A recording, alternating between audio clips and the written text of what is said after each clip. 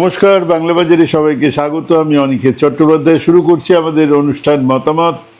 শুরুতেই রোজকারের মতন বলবো, বাংলা বাজার সাবস্ক্রাইব করুন, লাইক করুন, শেয়ার করুন, কমেন্ট করুন, মানুষজনকে বলুন এই চ্যানেলের কথা, অনুষ্ঠানের কথা।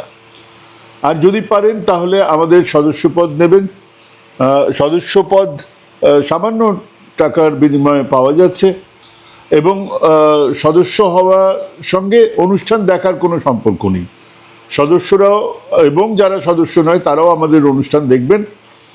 আমরা চেষ্টা করব সামনের মাস থেকে সদস্যদের জন্য অন্তত মাসে একটা আলাদা অনুষ্ঠান করা, সেটা আলাদা ব্যাপার। আজকে আমাদের অনুষ্ঠান রয়েছে, জিরো আওয়ার রয়েছে। আমাদের জিরো আওয়ারে আজকে বিজেপির তৃণমূলীকরণ নিয়ে আলোচনা। আমাদের আজকে সুব্রত সেন, চলচ্চিত্র পরিচালক এবং সাংবাদিক, তিনি একটা দীর্ঘ সময় সাংবাদিক ছিলেন, সুব্রত সেন থাকবেন রেজাউল করিম এবং বর্ণালী মুখার্জি। এবারে আমাদের অনুষ্ঠানে ফিরি। আজকের শীর্ষক, মতামতের শীর্ষক, বিজেপি তৃণমূলকে একেবারে শেষ করার পথে এগোচ্ছে।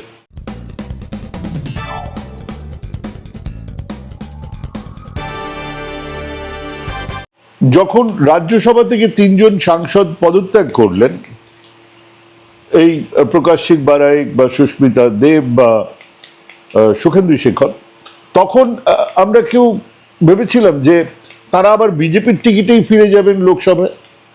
আমরা ভেবেছিলাম তাদের উপর একটা চাপ আছে, রাজ্যসভাতে বিজেপির সংখ্যা বাড়ানোর দরকার তো আছেই, তারা পদত্যাগ করলেই তাদের বদলে বিজেপি এই রাজ্য থেকে বাছাই করা কিছু লোকজনকে পাঠাবে। তালিকাতে কবি, সাহিত্যিক, দলের পুরনো রাজনীতিবিদ, প্রবাসী বাঙালি, অর্থনীতিবিদ, ইউটিউবার, কতজনের নাম ভাসছিল বিভিন্ন মহলে। কিন্তু দেখা গেল যারা সেদিন পদত্যাগ করেছিলেন তারাই মনোনীত হলেন রাজ্যসভার প্রার্থী হিসেবে, আর কোনো বিরোধিতা ছাড়াই তারাই আবার যাবেন রাজ্যসভাতে, এবারে বিজেপির হয়ে। প্রকাশ সিং বারাইক রাজ্যসভাতে কি কিছু বলেছেন? খুব একটা কিছু বলেননি, জানাই নেই ইনফ্যাক্ট। কিন্তু তার সম্পর্কে মন্ত্রী, প্রাক্তন রাজ্য সভাপতি বিজেপির সুকান্ত মজুমদার কিছু বলেছিলেন, শুনুন। যেটা করছো সেটা করো, তুমি সন্ধ্যেবেলায় গরু পাচার করো, কোনো অসুবিধা নেই বাবা প্রকাশ, তুমি সন্ধ্যেবেলা ওটা চালিয়ে যাও। তুমি বালি পাচার করো, তুমি চালিয়ে যাও। আর আপনারা কি করবেন? আপনার ডায়েরিতে হিসাব করুন, বেটা কত কামাচ্ছে। যত কামাবে তার 10 গুণ পেটে পাড়া দিয়ে বের করে জনগণের মধ্যে আমরা ডিস্ট্রিবিউট করে দেব, জনগণকে দেব। নামকরা কংগ্রেস নেতা সন্তোষ মোহন দেবের কন্যা সুস্মিতা দেব বা একদা কংগ্রেসী, তারপরে ন্যাশনালিস্ট কংগ্রেস পার্টি প্রণব বাবুর প্রিয়, না আমি চামচা কথাটা ব্যবহার করলাম না, উনি মাননীয় রাজ্যসভা সাংসদ, পরে তৃণমূলের হয়ে রাজ্যসভাতে গিয়েছিলেন, রাজ্যসভায় বিজেপির বিরুদ্ধে কঠোরতম ভাষায় বক্তৃতা দিয়েছেন। তারপর হঠাৎ বুঝতে পেরেছিলেন চাকা ঘুরছে, সঙ্গে সঙ্গে যাত্রাপালার বিবেকের ভূমিকাতে নেমেছিলেন। কদিন পরেই আবার কেঁদে কোকিয়ে পুনর্মূষিক ভাব, আবার চাকা ঘুরেছে, এবার শিওর, অতএব আবার ইউটার্ন। তো সুখেন্দু শেখর রায় একেবারে মাটির সঙ্গে থেকে রাজনীতি করতেন, তৃণমূলের টিকিটে রাজ্যসভায় এসেছিলেন। প্রকাশ সিং বারাইক, ভোটের আগে তিনি তার এলাকাতে তৃণমূলের দাবাং নেতা, তিনিও এবারে বিজেপিতে। কিন্তু কেন? বহু আগেই বারবার বলেছি, ডিলিমিটেশন বিল পাশ করাতে হলে 2/3 সংখ্যাগরিষ্ঠতা চাই বিজেপির। তারা সেই সংখ্যাগরিষ্ঠতা পাওয়ার জন্য উঠে পড়ে লেগেছেন। লোকসভাতে 20 জন পেয়ে যাওয়ায় অন্য দলে যোগদান করিয়ে দিয়ে এনডিএর শরিক করা হলো, অর্থাৎ তারা বাইরে থেকে বিজেপিকেই সমর্থন করবেন। কিন্তু রাজ্যসভাতে সেই ক্ষমতা নেই, অর্থাৎ অতগুলো ভাঙানোর ক্ষমতা নেই। কাজেই 3 জনই 3 জন পদত্যাগ করলে 3 জনকে বিজেপি পাঠাতেই পারবে। এমন দরকার নেই যে তাদেরকেই পাঠাতে হবে, এরকম কোনো বাধ্যবাধকতা ছিল না। অন্য 3 জনকে পাঠালে তারাও বিজেপির হয়েই ভোট দিত, তার কারণ তারা তো বিজেপির প্রার্থী। কিন্তু তারা পদত্যাগ করবেন কেন? হঠাৎ করে তাদেরকে পদত্যাগ করানো যাবে কেন? অমন ঝামেলার সময়ে যখন অনেকেই ভাবছিলেন মমতা নবান্নের ওপর থেকে হেলিকপ্টারে চড়ে পালাবেন, সেই আরজিকর মুভমেন্টের সময় খেয়াল করুন, বিরোধিতা করলেও সুখেন্দু শেখর পদত্যাগ করেননি। যে সাহস দেখাতে পেরেছিলেন জওহর সরকার, সেই সাহস তার ছিল না, কিন্তু এবারে করলেন। কেন? কারণ তো খুঁজে বার করতে পারবেন।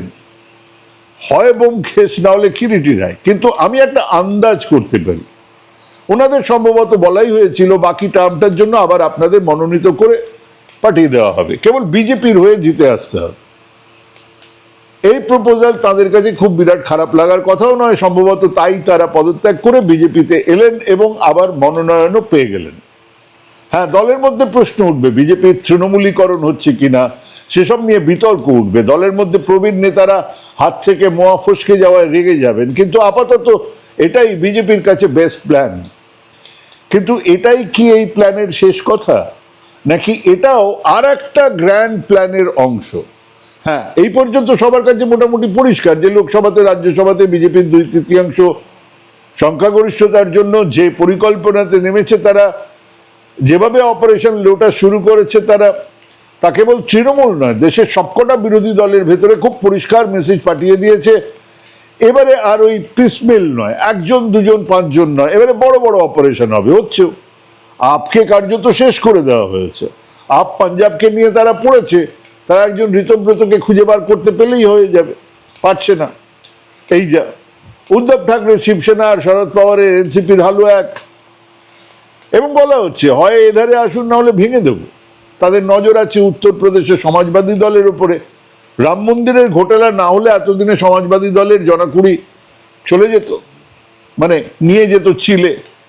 নজর আছে ডিএমকের দিকে, কিন্তু দক্ষিণের রাজনীতিতে বিজেপির সঙ্গে ঘর করার মানে হলো নিজের দলকে আরো 10-15 বছরের জন্য পেছনে ফেলে দেওয়া, তাই তারাও আসতে পারছেন না সরাসরি। দেখা যাবে হয়তো ওনারা ওয়াকআউট করলেন। বাকি রইল কংগ্রেস, সেখানেও নজর আছে বই কি, কংগ্রেসকে ভাঙতে হলে যতজনকে ভাঙাতে হবে সেটা জোগাড় করাটা বেশ মুশকিল। তো 99 জনের মধ্যে 2/3 ভাঙাটা একটু মুশকিল তো বটেই, কিন্তু তা বলে অসম্ভব নয়। বিভিন্ন বৈঠক ইত্যাদি চলছে, দাম দর হচ্ছে, চেষ্টার খামতি নেই। মানে নির্বাচন বস্তুটা হলো একটা আইওয়াস, ফালতু ব্যাপার। আপনি যাকেই ভোট দিন না কেন সংসদে তারা বিজেপির পক্ষে থাকবেন বা বিজেপির হয়ে যাবেন। আর তারা কারা হতে পারেন সেসব নিয়েও কোনো গেস ওয়ার্ক করবেন না please, no guess work. Sayani Ghosh, যিনি সংসদের ফ্লোরে দাঁড়িয়ে প্রধানমন্ত্রী স্বরাষ্ট্রমন্ত্রীকে চোখা চোখা বিশেষণ দেবার জন্য যে ভাষা ব্যবহার করেছেন, তা শুনে বিরোধীরাও চমকে গিয়েছিলেন। মানে আমরা ইউটিউবাররাও সেই ভাষায় কথা বলতে দুবার ভাবতাম। সায়নী ঘোষ সেটা সংসদে দাঁড়িয়ে বলেছেন। সেই সায়নী ঘোষ এবার এনডিএর হয়ে ওই সংসদেই গলা ফাটাবেন। কর্ণকুন্তলের কত বিড়ম্বনা। কাজে কাল যদি কেউ বলে মহুয়া মৈত্র বা সাগরিকা ঘোষ বা কুণাল ঘোষ চলে গেছেন বিজেপিতে, আমি এক ফোঁটা অবাক হব না। কারণ আগে কি বলেছেন, আগে কি করেছেন, সেসব নীতি নৈতিকতার ছিটে ফোটাও আর অবশিষ্ট নেই। ইনফ্যাক্ট যেদিন লোকসভাতে জর্জ ফার্নান্ডেজ বিজেপির বিরুদ্ধে তার সব থেকে তীক্ষ্ণ ভাষণ দেবার পরের দিন এনডিএতে জয়েন করেছিলেন, সেই সময় থেকে ভারতের রাজনীতির নীতি নৈতিকতা সোনার পাথর বাটি হয়ে উঠেছে। আর এখন তা খাটা পায়খানার চেয়েও বদবুদার, জঘন্য হয়ে গেছে। কিন্তু তারপরেও প্রশ্ন, এই বাংলাতে ওই গ্র্যান্ড প্ল্যানের কোন অংশটা এখনো সামনে আসেনি? আসুন সেটা নিয়ে খানিকটা আলোচনা করা যাক। তার আগে মাথায় রাখুন 2019-এ এই রাজ্যের ভোট পার্সেন্টেজ কত ছিল? 40.6। 2019 মাথায় রাখুন, মনে রাখুন, সবার মনে আছে যে সেই নির্বাচনের সময় শুভেন্দু অধিকারী কিন্তু তৃণমূলে। এবার আসুন 2026-এ বিজেপির ভোট পার্সেন্টেজ 45.84 ভোট পেয়েছে বিজেপি। প্রায় 35 লক্ষ বৈধ ভোটার ভোট দিতে পারেনি, তার মধ্যে প্রায় 20-21 লক্ষ সংখ্যালঘু ভোটার আছে। তার মধ্যে ভোটের আগে থেকে নির্বাচন কমিশনের চূড়ান্ত একচোখমি আছে। গণনা কেন্দ্রে বিস্তর গরমিলের পরেও ফারাক কত? 5%। হ্যাঁ, এখানেই বিজেপির থিঙ্ক ট্যাঙ্কের লোকজন আগামী বিপদের সম্ভাবনাকে দেখেছেন, সঠিকভাবে লক্ষ্য করেছেন যে এমনকি শুভেন্দু আসার পরেও, শুভেন্দু অধিকারী মাননীয় মুখ্যমন্ত্রী আসার পরেও 2019 থেকে 2026-এ ভোটের ফারাক মাত্র 5%। এত কিছু করে প্রায় 35 লক্ষ মানুষ ভোটই দিতে পারেনি, তারপরেও এটা। কাজেই এই ভোট ফিরে যেতে, ঘুরে যেতে খুব বেশি সময় নেবে না। সেটা তৃণমূল হোক, গুচ্ছমূল হোক, একটা ফর্মিডেবল অপোজিশন, একটা বিশ্বাসযোগ্য বিরোধী দল উঠে এলেই বিজেপির কাছে সেই লড়াই জিতে আসাটা কঠিন হয়ে যাবে। এবং সেই লড়াইয়ে জিততে গেলে কংগ্রেসের ভোট ব্যাংকের বা কমিউনিস্টের বাঁচাকুচা ভোটের দিকে নজর দিয়ে তো লাভ নেই। তাদেরকে পেতে হবে ওই 41% ভোটের একটা অংশ, অন্তত সেই ভোটের মধ্যে হিন্দু অংশটা পেলেই বিজেপি আপাতত বাংলার মসনদে মসৃণ হয়ে যাবে তাদের অবস্থান। কাজেই প্ল্যান 1, চারিদিকে একটা ভয়ের বাতাবরণ তৈরি করো, ডিম ছড়া হচ্ছে, কোমরে দড়ি বেঁধে ঘোরানো হচ্ছে, ইডি যাচ্ছে, সিবিআই যাচ্ছে, মিডিয়াতে বিরোধিতা গায়েব, মানে স্টিক মারের বন্দোবস্ত হয়ে গেছে। এবারে ক্যারেটটাও তো ঝোলাতে হবে।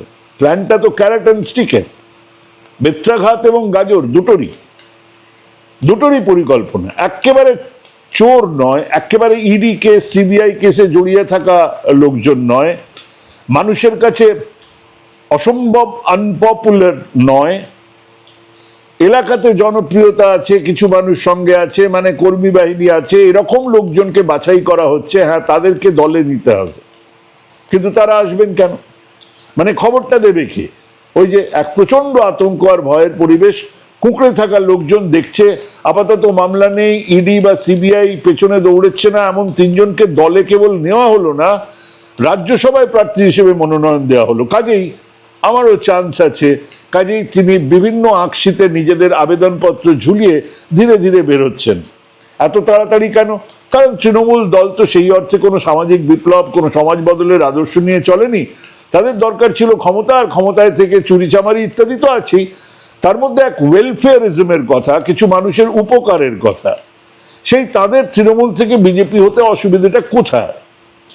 কাজেই আপাতত সেই নেতারা বিভিন্ন লগা দিয়ে তাদের আবেদনপত্র তুলে ধরছেন।